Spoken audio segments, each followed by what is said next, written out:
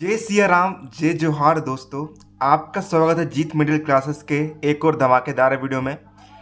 तो लीजिए, आप सभी के लिए मैं यहाँ पर लेकर आ गया हूँ अर्धवार्षिक परीक्षा 2024 छत्तीसगढ़ बोर्ड कक्षा 8वीं विषय हिंदी का आपका यहाँ पर क्वेश्चन पेपर और उसका फुल सॉल्यूशन।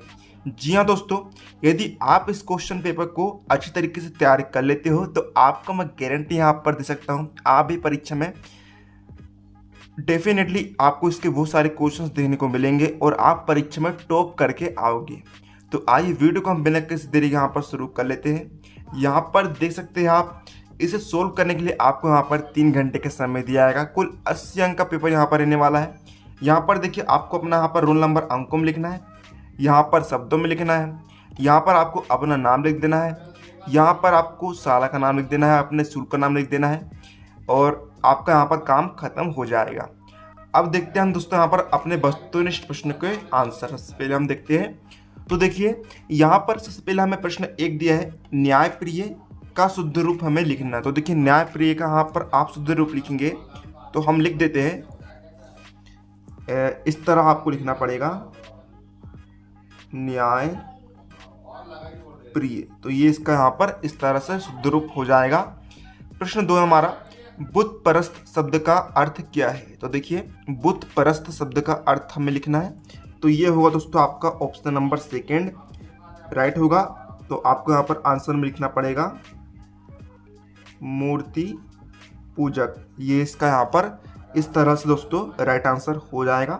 थर्ड है, किताबें पढ़ने का शौक किसे था।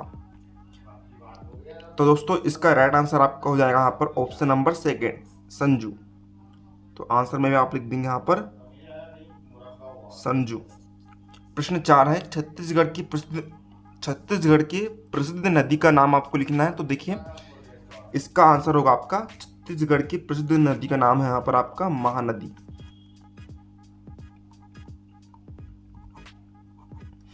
अब प्रश्न 5 है हमारा, पृथ्वी शब्द के 2 पर्यायवाची लिखिए। तो ये आपका हो जाएगा यहाँ पर धरा, भूमि और धरती। ये इस तरह आपका आंसर हो जाएगा। छत्तीसगढ़ को रिक्त स्थान की कटोरी कहा जाता है। तो इसका आंसर होगा दोस्तों आपका धान। छत्तीसगढ़ को धान की कटोरी भी हम कहते हैं। तो ये आपके दोस्तों यहाँ पर देखिए, इस तरह ऑब्जेक्टिव क्वेश्चंस यहाँ पर आपके कंप्लीट हो जाते हैं। अब बढ़ेंगे हम यहाँ पर लघुत्तर प्रश्न की तरफ। प्रत्येक प्रश्न आपका यहाँ पर 4 अंक रहने वाला है।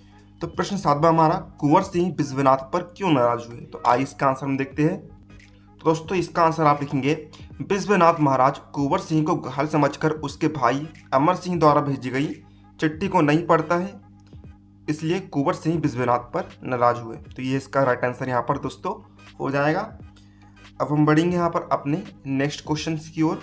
तो नेक्स्ट क्वेश्चन है दोस्तों हमारा यहाँ पर, अब देखिए प्रश्न क्रमांक 8 में हमारा, चिड़िया अपने प्रवास के लिए क्या क्या तैयारियां करती है।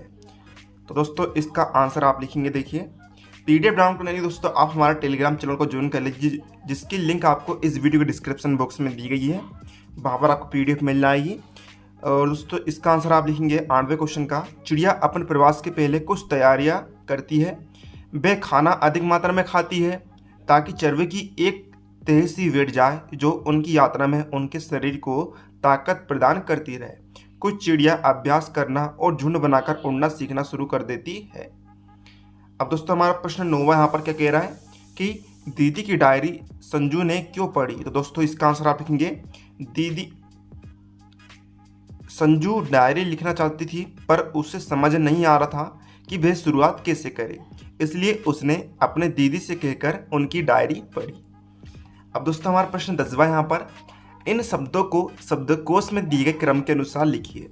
भव, अंध, समत्व, वर्ण। तो दोस्तों इसका आंसर हम देखते। तो देखिए, शब्दकोश में क्रम के अनुसार हमें लिखना है। तो देखिए पहला आएगा आपका अंध, फिर आएगा भव, फिर आएगा समत्व, फिर आएगा वर्ण। अब प्रश्न 11वां दोस्तों हमारा, यहाँ पर देखिए प्र उपसर्ग जोड़कर हमें 4 शब्द बनाना। उपसर्ग क्या होते हैं, जो मूल शब्दों के आगे जोड़ते हैं। तो देखिए यहाँ पर हम देखिए सबसे पहले हम देखते हैं वास। वास क्या है, मूल शब्द, इसमें हम जोड़ते हैं प्र उपसर्ग। तो दोस्तों क्या बन जाएगा आपका यहाँ पर, वे बन जाएगा आपका प्रवास। सेकंड है प्राधान योग, मूल शब्द है यहाँ पर योग, इसमें जोड़ दिया हमने प्रउपसर्ग, बन गया प्रयोग। इसी तरह प्राधान गति बन जाएगा प्रगति, प्राधान हार बन जाएगा प्रहार। तो हम बढ़ते हैं लघुत्तरीय प्रश्न की तरफ। तो यहाँ पर देखिए प्रश्न 12वां है, आजादी के एक सांस काकर बरोबर होते।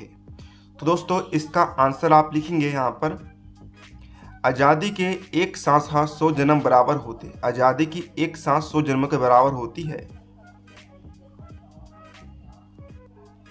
अब दोस्तों प्रश्न 13वां है हमारा यहाँ पर कि कविता की इन पंक्तियों के भाव को अपने शब्दों में लिखिए।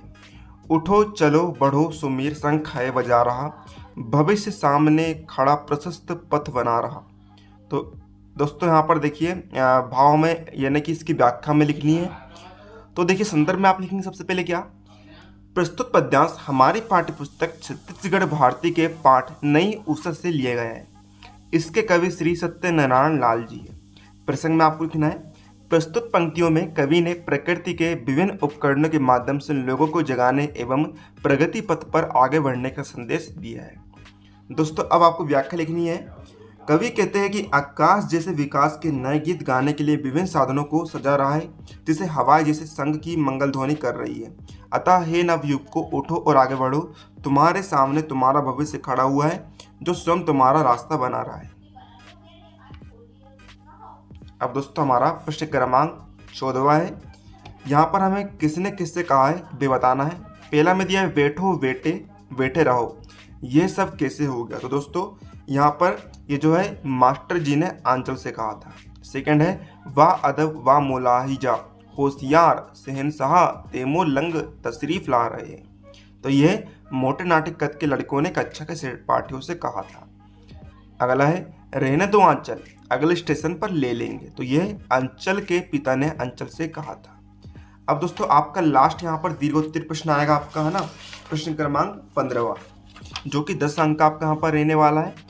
अपने प्रधान पाठक को स्थानांतरण प्रमाण पत्र हेतु आवेदन पत्र लिखना है ना, स्थानांतरण यानी कि टीसी लेने के लिए आवेदन पत्र लिखना है। तो देखिए यहाँ पर आप लिखेंगे सेवा में श्रीमान प्रधानाध्यापक पूर्व माध्यमिक शाला, अपनी शाला का नाम आपको यहाँ पर लिख लेना है। विषय शाला स्थानांतरण प्रमाण पत्र हेतु महोदय, विनम्र निवेदन है कि मैं आपके विद्यालय में कक्षा 8वीं का नियमित छात्र हूँ।